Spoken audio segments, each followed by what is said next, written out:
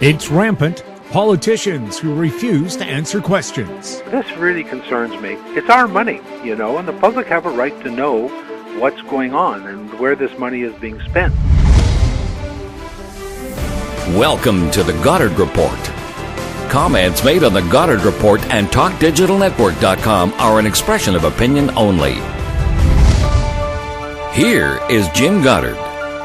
Welcome to the Goddard Report. My guest is Harvey Oberfeld. He says he's retired, but not when it comes to cranking out his blog, Keeping It Real, on his website, harveyoberfeld.ca. Today we'll be talking about how politicians beg for your votes, and then we don't hear from them for another 4 or 5 years. Really, do they really care about voters once the election is over? Well, we do hear from them, but what we get from them is just what they want to put out. The propaganda, the photo ops, the announcements of things that they like. But what I've noticed, and it's quite disturbing, increasingly over the last few years especially, they are shutting out the public's right to know, and that's at all levels. I mean, we're talking, and all political stripes. We're talking in Vancouver, Vision, for example, which is left-wing. We're talking in Victoria, Liberals, which is right-wing or conservative. We're talking in Ottawa, where, Harper has just become infamous for the way he shut down access to information. And this really concerns me because the public, it's our money, and the public have a right to know what's going on and where this money is being spent. But increasingly, they make it very costly. They try to refuse you information. They take months to reply. If you can get, you have to almost go to the information commissioner or go to court to get any information. And then what they provide, they usually block out so many pages that the reports they do give are meaningless. And I think people should be very concerned about that. Yes, I remember when Harper was first elected as Prime Minister, the first thing he did was shut down the Parliament Hill switchboard, which allowed every Canadian to call their MP for free. Right, and then, but another order went out. We used to be able to phone up, let's say, a fisheries official, a fisheries officer here in Vancouver, talking about something to do with fisheries in BC. Well, that kind of stopped too, because they immediately said, "Oh, you have to speak to the spokesman or the public affairs office in Ottawa." Now, just think about that. First, there's a time difference. Second of all, if you call Ottawa and say, you're with a Vancouver newspaper or television station, half the time they don't even know who you are. Secondly, they get somebody who will call you back, usually hours later, never in time for deadline, and then they'll get back to you. And by that time, the story has gone by the wayside. And to me, there's no reason why, if you're asking, you're not asking an official to comment on what policy should be. You're just saying, what is the policy? What is the information you have? There's no reason they shouldn't be able to give that to you instantly, and most of them are quite happy to do so. But what we have here with the civil servants is a different system than they have in the States, and we're paying a very heavy price for that. When I worked in Ottawa, it didn't take long till I realized civil servants in Canada work for the government, whereas public servants in the United States work for the people. And public servants in the United States they'll just give you, if you ask a question, you have a right to know. And in Canada, the loyalty of the civil servants seems to be more to the government that's in power. And perhaps they don't want to lose their jobs or lose any chances of promotion, but there's a different attitude. And quite often in Ottawa, if you're dealing with a Canadian corporation that also has business dealings in the States, it's easier to get money. It's easier to get information out of the SEC in Washington than it is to get any information out of the government officials or the stock market officials that deal with those same corporations in Canada. And that I was used to, but now what seems to be happening, it's at all levels. They all talk transparency, but you try to find it once they get elected and once they get into power, regardless of which political way they lean. Yes, it always seems to be, a friend of mine who worked in government said we follow the 3D policy, which is deny, defer, deflect.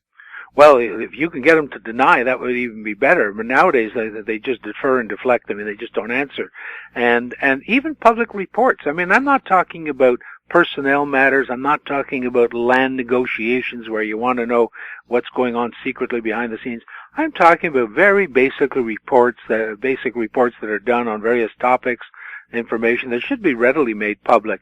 And that happens at the provincial level. We had this situation in Mount Polley where information reports about surveys of the dam and all that were always made public in the local library, always put there, just out of routine. And then as soon as there became a problem, they were all removed. Well, I mean, what's that about?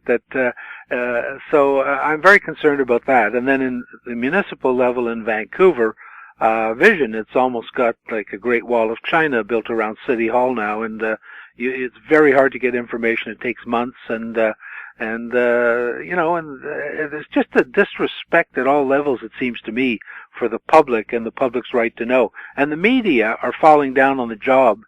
They report this occasionally. They'll do a story saying this is happening, or this report has come out saying things have tightened up. But I think the media should take up the cause and even unite in forming a committee or doing something to say we're mad as hell and we're not going to take this anymore, really, because we can't, as individuals sitting at home, most people don't have the time or the resources or even the interest in standing up and fighting. But the media itself should make this a cause célèbre right across the board, and they're not doing it. And I have some thoughts on why they're not doing that, too. Well, I think one of the problems for media today is a lack of resources as well. Massive layoffs, all the senior staff who used to know who to call in an emergency, kind of a behind-the-scenes person who could give you the background at least if they couldn't be quoted. Well, they've all been laid off or taken buyouts. And I know the kids today do their best, but, I mean, I just saw a promo on television saying the teachers' strike was the worst labor crisis to ever hit BC. They forget 1982 and Solidarity when we had the entire province go on strike. Right. And they have no background. Well, they weren't born then. Yeah, they have no background. They have little experience in asking tough questions. And I even suggested to a friend of mine in the media, I've been watching what's going on in Vancouver at Oppenheimer Park. Now, if I were working, just by what I've seen there, or I've seen and reported, I would go up to the people there and I would say, listen to them talk, and then I'd say, where are you from? Like, where do you come from? And how long have you been in Vancouver? And you'd be surprised, because I don't think a lot of them are long-time Vancouver residents. I think they've come from elsewhere, and they haven't been here that long. And then the third question that I would ask is, what makes you think you have a right to just come here and get free housing? I mean, what is this about? What is happening? And the friend in the media told me, he said, we don't have people who can ask those questions or ask that. And so we pay a price journalistically, we pay a price in public policy in having no reporters, or very few reporters, who are sent out with what I would call an edge or an attitude, like I used to be proud to have, and ask the tough questions. And sure, the people you ask those questions of will be upset, and they might say, what are you talking about, or get out of here. That's perfect. That's even better for the story, but no one is representing the true public interest. They're just saying, oh, give us a clip, tell us how you deserve this and that, and then we just go back and put it on the air. Because you have journalists now who have no experience, little experience, don't have the attitude, and don't have the knowledge, and they're not pushed by their managers, apparently, to go and ask tough questions like that. And that's part of the problem, and government is taking advantage of that. That's why government can shut down information and shut down access to information, because the media aren't going to take up the fight, and they don't have reporters, not enough reporters, who will take up the fight and go to the politicians. And they could do that. You could go to a press conference of, every time the premier speaks, every time the mayor speaks, every time Harper speaks. Doesn't matter the topic, doesn't matter the photo op. A reporter can get up and say, I want to talk to you about why you're refusing to allow your officials to answer questions. Or I want to talk to you about this report, and hold it up. Why were 20 pages out of a 25-page report redacted? And do it over and over and over again until you let the politicians know that's the people's agenda. Not the photo op of cutting a ribbon or announcing some small grant or something. If the media made the people's agenda the topic of the day over and over and over again and didn't cover what the politicians want them to cover, I think the whole society would be better served, and certainly the interests of journalism would be improved. I think publishers and editors should get together and say, oh, photo op, we're not allowed to ask questions, then we're not going. Just That's don't right. cover it. Don't show it. If you can't ask questions, just make it a voiceover and go on to other things, or don't report it at all. But they've got to ask the questions. And as I used to find when I was dealing with politicians, when you ask very uncomfortable questions, sometimes they don't answer you. Sometimes they'll just walk away from you. Well, that's good. Show it. Show the public that. And then, after a while, they'll get to know that they can't get away with it. But today, they get away with it because the media show up. They're very tame. They ask the question about whatever the topic of the day that the government has decided they want to talk about. And then they go away and they've got their clip and they, take a few pictures and that's it. So you're suffering because you have inexperienced reporters who don't have the backbone and don't have the attitude that it takes to be serious journalists. And then you have lousy management who are too bored, half asleep, and don't care anymore about pushing reporters out there to ask the tough stuff. And now the public pays a price for that. Well, I know for television, you got to be pretty first. Well, I don't. That seems to be more and more the case, but I don't know about pretty, but certainly younger and cheaper. I mean, that's the thing. But when I say they work cheaper, again, a friend of mine who works in the media says, Harvey, you wouldn't believe what these people are getting paid. Don't say they're cheaper, because the salaries they now get are pretty high. They're what we used to work up to, and now they get it. And why do they get it? Because one of the prerequisites the management are looking for isn't a senior reporter who can ask tough questions. They're looking for somebody high-tech, knowledgeable, who can shoot their own story, edit their own story on a laptop and send it in. So it's much cheaper to do. Even though the salary is not bad, it's cheaper to do, and these people are more technocrats than journalists. And you see it. I mean, I watch it on the air, and I could tell by the pictures they shoot, and you just see it, that stuff is put forward by a video journalist who's probably done his own shooting, done his own editing, and it's all about, at the station, saving money. But journalistically, you get what you get, and it's not as good as it used to be. And then they wonder why the public aren't watching as much as they used to either, which is, it's their creation, and I believe they're screwing it up, and they're also not serving the public interest at the same time. We'll have more with Harvey Oberfeld right after this. More and more people are looking to the internet for intelligent, riveting, and thought-provoking interviews. To advertise on the Goddard Report and TalkDigitalNetwork.com, call 604-699-8600, 604-699-8600. In Goddard we trust. Welcome back to the Goddard Report. We're speaking with retired television reporter Harvey Oberfeld. But Harvey, you dig harder, it seems to me, for your blog than a lot of people do today who get paid for it. You posted recently on your website as well, harveyoberfeld.ca, that you were very concerned about the concentration of media ownership here with the $300 million plus acquisition of the Sun newspapers. Yes. Now, it's funny because a lot of people know me from my days at BCTV, 26 years. But before I joined television, I spent 12 years in print. I always saw myself as a print reporter, starting at the Saskatoon Star Phoenix, the Regina Leader Post, the Vancouver Sun, before I went to TV. But that's what concerns me, that anybody, it is clearly a dangerous situation when any one corporation owns all the newspapers in any market, or even most of the newspapers in every market. That's very, very dangerous. And not only that, but when it turns out that of the corporation that owns all these papers, 58% of the the shares are held by American corporations. How can that help journalism in Canada? How could that not be a danger?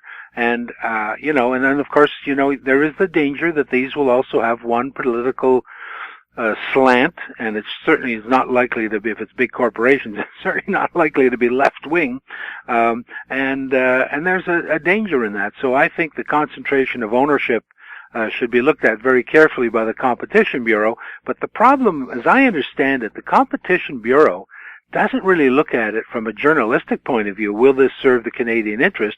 It basically looks at it, will it result in any problem for advertising rates? In other words, if one corporation controls all the newspapers or most of the newspapers in a market, the dailies, the weeklies, all of this stuff, will they be able to control advertising rates and therefore affect adversely competition for advertising dollars? And now I really think to me that might be a concern, but to me the journalistic concentration is much more dangerous.